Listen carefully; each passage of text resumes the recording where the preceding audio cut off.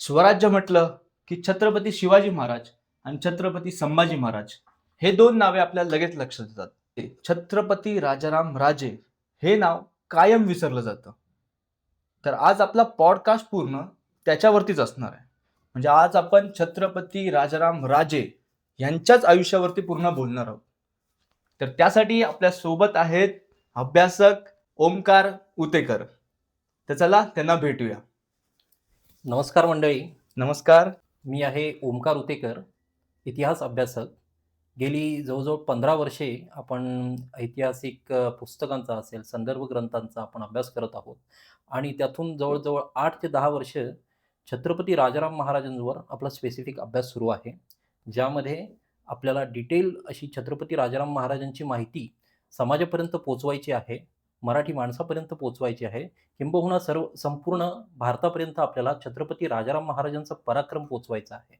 यासाठी मी जवळजवळ 8 ते 10 वर्ष या विषयावर प्रॉपरली काम करत आहे आणि नुकताच आपण जिंजी या प्रवासापर्यंत देखील म्हणजे जिंजीपर्यंत देखील आपण पुणे ते जिंजी हा प्रवास देखील केला होता.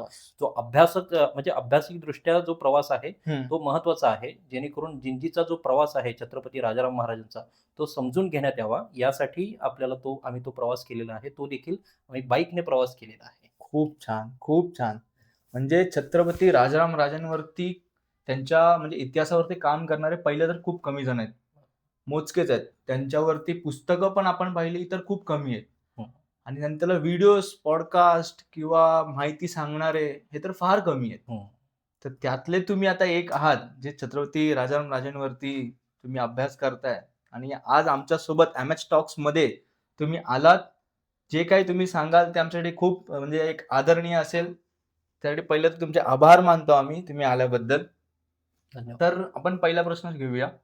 जसं मी उल्लेख केला छत्रपती शिवाजी महाराज आणि छत्रपती आपले संभाजी महाराज यांचं तर म्हणजे बघायला गेलं सगळीकडे म्हणजे त्यांची जयंती असो किंवा कोणताही कार्यक्रम असो किंवा पुतळे असो हे जागोजागी असतात. मग राजाराम राजांना विसरलं गेलंय का? मुळात हा प्रश्न जो आहे अत्यंत महत्त्वाचा आहे. कारण की जेव्हा एक फळी निर्माण होते ती म्हणजे युद्धाची फळी असेल किंवा एखाद्या स्वराज्य स्थापनेची जी फळी असते ती अशीच कुठेही उगवून येत नसते. खरं तर काय आहे की स्वराज्य संकल्पना ही छत्रपती शिवाजी महाराजांचे वडील जे होते ते महाराजा शहाजीराजेंची होती आणि माँसाहेब जिजाऊ यांची होती. मग त्यातून सुरुवात झालेली, त्यांनी संकल्पना केली, मग ती सत्यात उतरवून आणण्याचं जे काम होतं ते छत्रपती शिवाजी महाराजांनी केलेलं आहे. अगदी बरोबर. त्यानंतर छत्रपती शिवाजी महाराजांचा जो वारसा आहे तो तंतोतंत पुढे चालवण्याचं जे कार्य होतं ते छत्रपती संभाजी महाराजांनी केलेलं आहे. आणि छत्रपती संभाजी महाराजांनंतर स्वराज्याचं काय झालं याबद्दल बऱ्याच लोकांना प्रश्न असतो, किंवा जी फळी जी असते किंवा जी साखळी जी असते की छत्रपती संभाजी महाराजांनंतर डायरेक्टली बहुतेक काही इतिहास दाखवतात काही डायरेक्टली पेशवे दाखवतात किंवा छत्रपती शाहू महाराजांबद्दल देखील बहुतेक लोकांना माहिती नाही किंवा थेट तारा राणींपासून मग औरंगजेबाबरोबर म्हणजे औरंगजेबाच्या विरुद्ध तारा राणींनी जवळजवळ 7 वर्ष लढा दिला.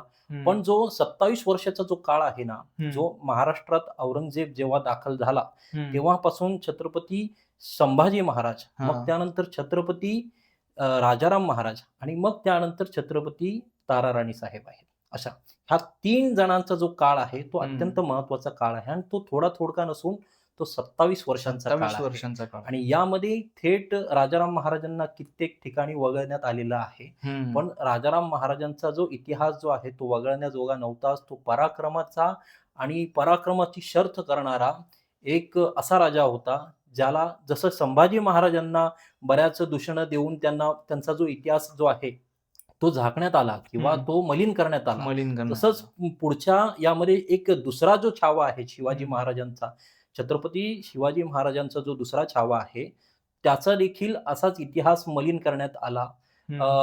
निरुपद्रवी किंवा बऱ्याच अशी दूषणं देखील त्याला देखील देण्यात आली, ज्या छत्रपती संभाजी महाराजांचा जो पहिला छावा आहे संभाजी महाराज यांना देखील, आणि त्यानंतर राजाराम महाराजांच्या देखील वाट्याला तेच आलं जे छत्रपती शिवाजी महाराजांच्या पहिल्या पुत्राला आलं, तसंच राजाराम महाराजांना देखील आलेलं.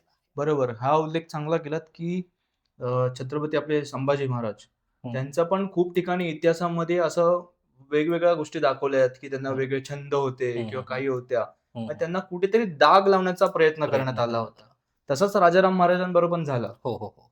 ओके. तर ह्याच्यामागे काय असू शकतं? म्हणजे आपलेच माणसं हो, हो. त्याच्यामध्ये शामील होते, बरोबर. त्यासाठी ह्या गोष्टी झाल्या? हां. आता ज्यावेळेला छत्रपती संभाजी महाराज पकडले गेले, हं. त्यावेळेला फितुरी झाल्यामुळेच हे पकडलेले गेले आहेत, हे बरोबर. संपूर्ण जगाला माहिती आहे. हं. आता त्या फितुरांची संख्या नंतर काही आपोआप अशी कमी झालेली नाहीये. हं. अर्धे काही स्वराज्यात होते, काही मुघलांकडे. औरंगजेबाकडे जात होते, मुघलांकडे जात होते. हां. असे जाऊन येऊन करणारे बरेच सरदार होते, जे आम्ही आपलेच आहोत असे दाखवणारे बरेच सरदार होते. मग त्यांचेच जे ओह! पुढे जे वंशज आहेत, हं. तेच पुढे ज्यांनी लिखाण केलेलं आहे, त्यामध्ये यांचा देखील समावेश असल्यामुळे तो इतिहास देखील तसाच पुढे-पुढे चालत गेला, चालत असा गेला. आहे. त्यामध्ये एक उजाळा टाकणारे म्हणजे केशव पंडित कृत.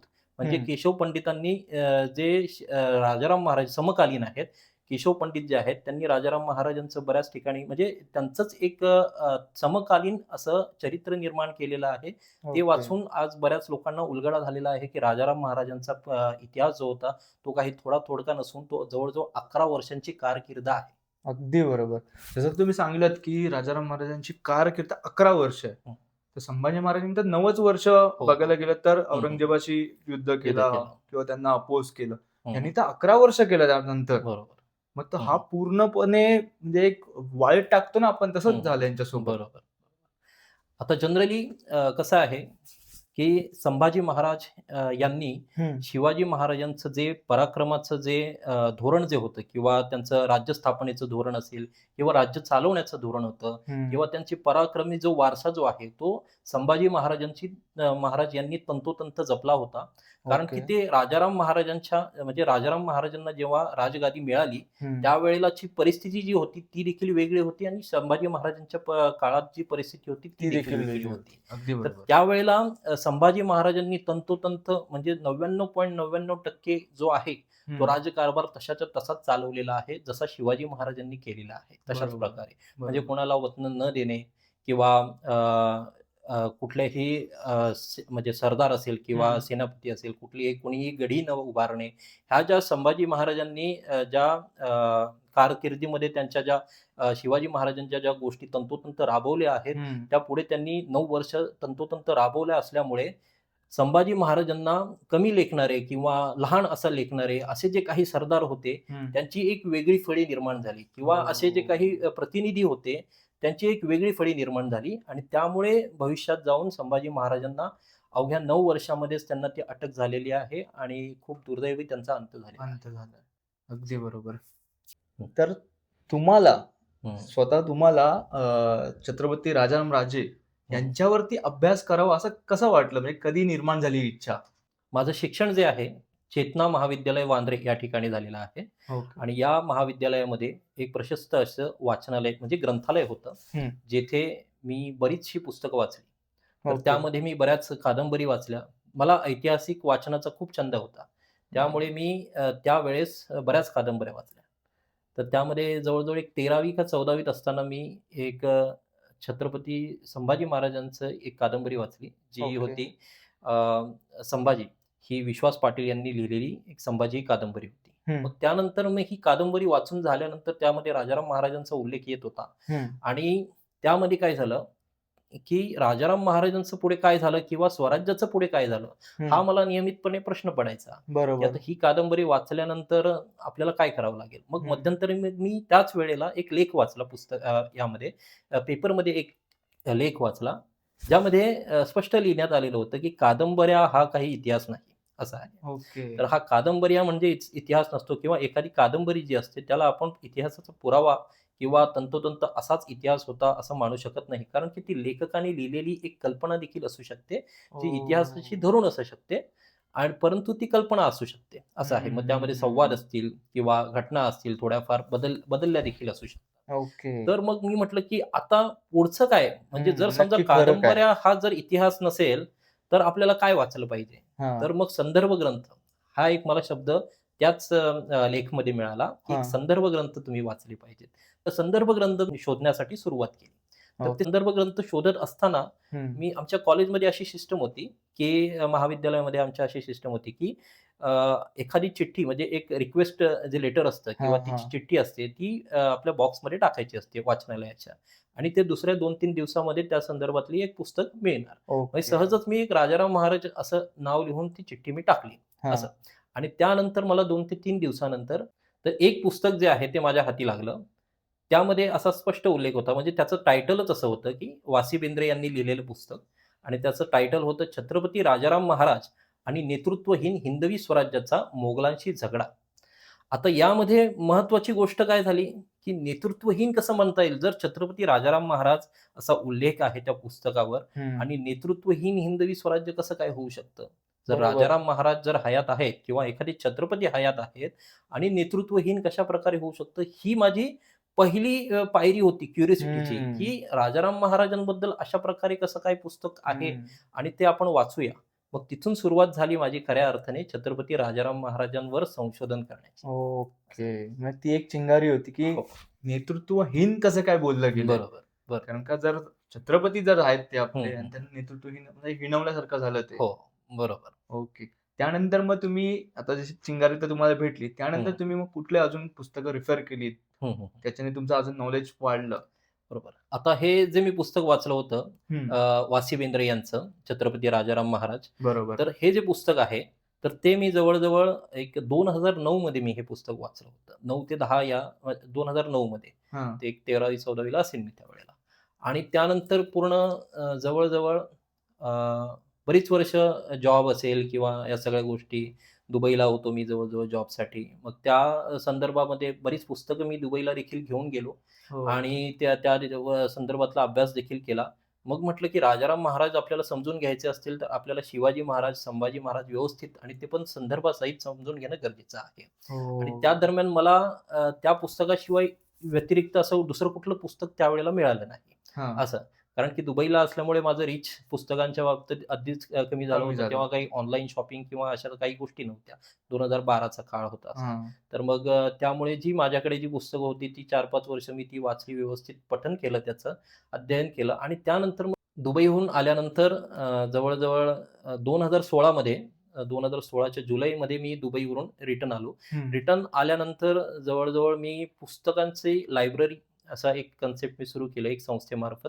ओके. आमच्या संस्थेमार्फत संस्था रजिस्टर केल्यानंतर मी एक पुस्तकांचं वाचनालय सुरू करू असं. हं. म्हणजे एक समाज उपयोगी उपयोग समाजासाठी. होईल. म्हणजे एक उपक्रम असा खूप चांगल्या प्रकारे चालू होईल आणि बरोबर. जेणेकरून आपल्यासोबत इतरांना देखील पुस्तकं वाचता येतील वाचता असं. येतील. आपण ऐतिहासिक वाचू, इतरांना ज्यांच्या जशा आवडी असतील त्यानुसार आपण पुस्तकं देऊ शकतो त्यांना. अशा ओके. प्रकारे एक वाचनालय देखील आपण पुण्यामध्ये सुरू केलं. हां. पुणे म्हणजे पिंपरी चिंचवड या ठिकाणी सुरू केलं आणि तिथून सुरुवात झाली, पुन्हा एकदा सुरुवात झाली शोध घेण्यासाठी. हां. मग आप्पा बळवंत चौक या ठिकाणी आम्ही जाऊन पुस्तकं खरेदी करत होतो आणि त्यानंतर ऐतिहासिक संदर्भ असतील किंवा कथा असतील, कादंबरी हं, असतील, हं. अशा विविध पुस्तकं आम्ही वाचनालयासाठी खरेदी करत होत होतो. त्याचबरोबर माझ्या म्हणजे पर्सनल छंदासाठी म्हणजे हां. इतिहासासाठी हां. म्हणजे मराठ्यांचा जो इतिहास आहे, त्यावर भरपूर अभ्यास करावा यासाठी असे बरेच संदर्भ ग्रंथ मी तिथे गोळा केले आणि त्यावेळेला 2017 मध्ये मला डॉक्टर जयसिंगराव पवार ओके. यांचं पुस्तक मिळालं, शिवपुत्र छत्रपती राजाराम महाराज. हे ओके. संदर्भ ग्रंथ म्हणजे आयडियल असा संदर्भ ग्रंथ मला आजपर्यंत कधी असा मिळाला नव्हता. तो हं. संदर्भ ग्रंथ मला मिळाला आणि मला असं वाटलं, की आता मी धन्य झालो आणि ह्यापुढे माझा अभ्यास जो आहे तो खूप चांगल्या प्रकारे होणार आहे आणि त्यातही बरीच संदर्भ ग्रंथ आहेत, ती देखील मला नंतर भविष्यामध्ये ती गोळा करता आली. असं. बापरे! खूप छान, खूप छान. धन्यवाद. तर ह्याच्यामध्ये फक्त एक होतं, की आपले 2 छत्रपती, छत्रपती शिवाजी महाराज आणि छत्रपती संभाजी महाराज. हं, ह्यानंतर आपले राजाराम राजे. हं, तुम्हाला आता स्वतः पुस्तक असं वाचताना हं, काही डिफरन्स जाणवला त्यांच्यामध्ये, की त्यांच्या विचारसरणीमध्ये? कारण की हे दोघांचं आणि ह्या राजाराम राजांचं, हं, हं. त्यांच्या विचारसरणीमध्ये काही डिफरन्स होता का? हो. आता जनरली पिढी आणि परिस्थिती हं. असं यामध्ये तफावत असते खरं तर, असं आहे. आता जेन-झीज किंवा आमची पिढी हां, असेल हां, हां, हां. असं, तर फरक असतो बघा. बरोबर. नवीन तर मग पिढीचा फरक नवीन असतो. पिढीचा फरक असतो. आणि परिस्थिती देखील त्यावेळेला वेगळी असते. वेगळी असते. आता आमच्या वेळेला डिजिटलायझेशन जास्त नव्हतं. तर डिजिटलायझेशन जे आहे ते जास्त आहे. अगदी बरोबर. तर मग फरक आहे की नाही? हां, किंवा वातावरणात फरक आहे फरक आहे. किंवा आज आपण झाडं-झुड असेल किंवा काही असे मुद्दे देखील बऱ्याच ठिकाणी येत आहेत. हं, तर मग कसं आहे, एखाद्या व्यक्तीला मुद्दा जो असतो तो महत्त्वाचा असतो. हं. आता छत्रपती शिवाजी महाराजांच्या वेळेला जेव्हा शिवाजी महाराज जन्माला आले, त्यावेळेला देखील ती आधीची जी परिस्थिती होती ती देखील वेगळी होती. वेगळी असं होती. आहे. बरोबर. म्हणजे मोगलांची किंवा ह्या चारही पातशाह्यांची आक्रमणं जी व्हायची आणि त्यामध्ये मराठा सैनिक जो होता तो बहुतेक वेळा मारला जायचा किंवा या ठिकाणी त्याचंच जास्त नुकसान झालेलं नुकसान आपल्याला झालं. दिसायचं असं. बरोबर. मग तो जो हे होता म्हणजे किंवा आता समजा छत्रपती शिवाजी महाराजांचे वडील हं. शहाजीराजे भोसले. बरोबर. आता महाराज शहाजीराजांचं कसं होतं, की चारही शाळांमध्ये त्यांनी नोकरी केलेली आहे. हं, परंतु त्यांचा कुठेच म्हणजे त्यांना म्हणावा तसा सन्मान मिळत नाही आहे हं. किंवा मराठ्यांची कुचंबना ही दरवेळेला केलीच पातशहाकडून जाते. किंवा सुलतानाकडून ही केलीच जात होती. हं, त्यामुळे स्थिरस्थावर असं राज्य कुठलंच नव्हतं आणि हे आपलं असं हिंदवी स्वराज्य आपल्याला जर घडवायचं असेल, तर मग ही जी संकल्पना जी होती, ती माँसाहेब जिजाऊ आणि छत्रपती शिवाजी महाराजांचे वडील शहाजीराजे भोसले यांच्या मनामध्ये किंवा त्यांच्या विचारांमध्ये, त्यांच्या विचारांमध्ये. कृतीमध्ये ती सारखी घोळत असल्यामुळे ते छत्रपती शिवाजी महाराजांना जे आहे म्हणजे पोटामध्येच जसं अभिमन्यू जसे शिकले, तसे बरोबर. छत्रपती शिवाजी महाराज देखील तशाच गोष्टींचा काय म्हणतात एक इम्पॅक्ट जो बरोबर. होता तो त्यांचा तो गर्भावर विचार पडत कायम होता. चालू होता कायम त्यांच्याकडे. चालू होता. हां, मग ते गर्भधारणा तशाच प्रकारे ती होत गेली आणि भविष्यामध्ये छत्रपती शिवाजी महाराज तशाच प्रकारे घडत गेले आणि ती जी परिस्थिती होती, तशी परिस्थिती जी होती ती संभाजी महाराजांची नव्हती. हं, त्यांच्या माँसाहेब ज्या होत्या सईबाई साहेब, हं. तर त्या देखील 2 वर्षाचे असतानाच दगावल्या. दगावल्या होत्या. बरोबर. मृत्यू तर झाला. हां, मृत्यू म्हणजे संभाजी महाराज 2 वर्षाचे असतानाच त्या दगावल्या. हं. मग त्यानंतर त्यांची जडणघडण जी होती माँसाहेब जिजाऊ यांनी केली हो. आणि भविष्यामध्ये जेव्हा राजाराम महाराज जेव्हा जन्माला आले, तेव्हा एक दुफळी निर्माण झाली किंवा ग्रहकलह जो असतो, तो देखील संभाजी महाराजांच्या वाट्याला आला आला. आणि त्यामुळे अशा परिस्थिती ज्या होत्या, त्या प्रत्येक ठिकाणी प्रत्येकाच्या वेळेला वेगवेगळ्या परिस्थिती होत्या. अगदी त्यामुळे बरोबर. तशा प्रकारे व्यक्ती घडत गेली. हं. आता संभाजी महाराजांच्या वेळेला अशी अवस्था झाली होती, की त्यांना दूध पाजण्यासाठी देखील दूध आई आई ठेवण्यात आले नव्हती. होते. धाराऊ होती तेव्हा. धाराऊ साहेब होत्या त्या. बरोबर. मग त्यांना देखील नियुक्त करण्यात आलं होतं.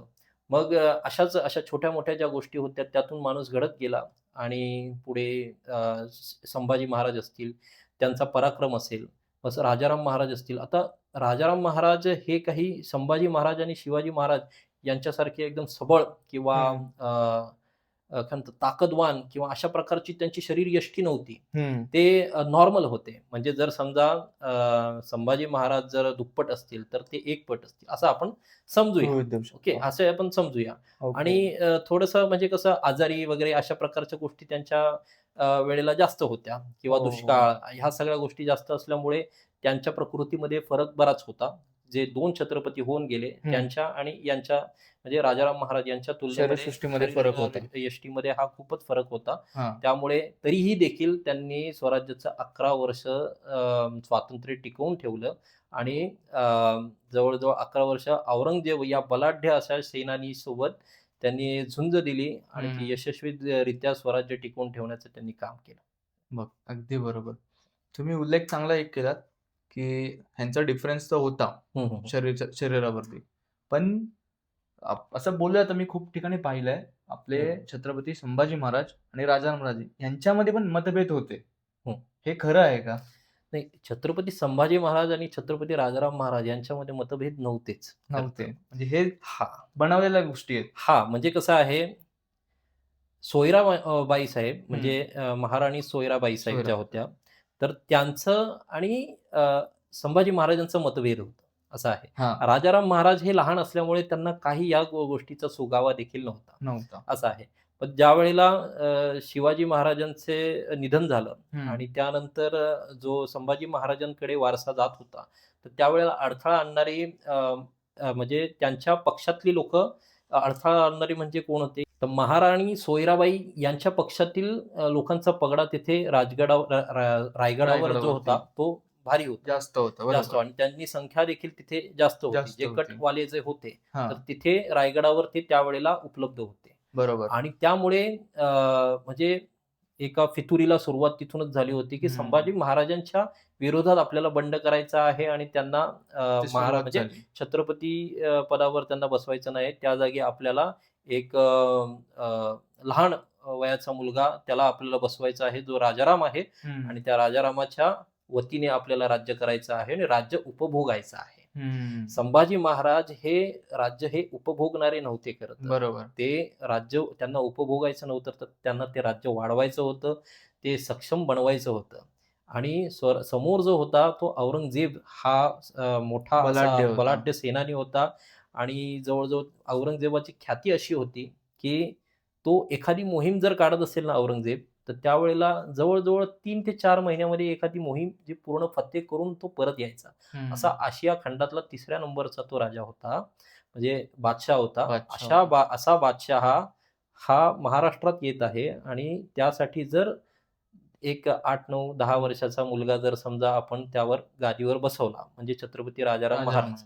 त्यावेळेला 8 ते 10 वर्षाचे होते ते. हं. तर जर त्यांना गादीवर बसवलं आणि या या लोकांनी हा जो औरंगजेब आहे, हं, त्याला जो स्वराज्य गिळंकृत करण्यासाठी येणार आहे, तो वेशीवर उभाच आहे हं.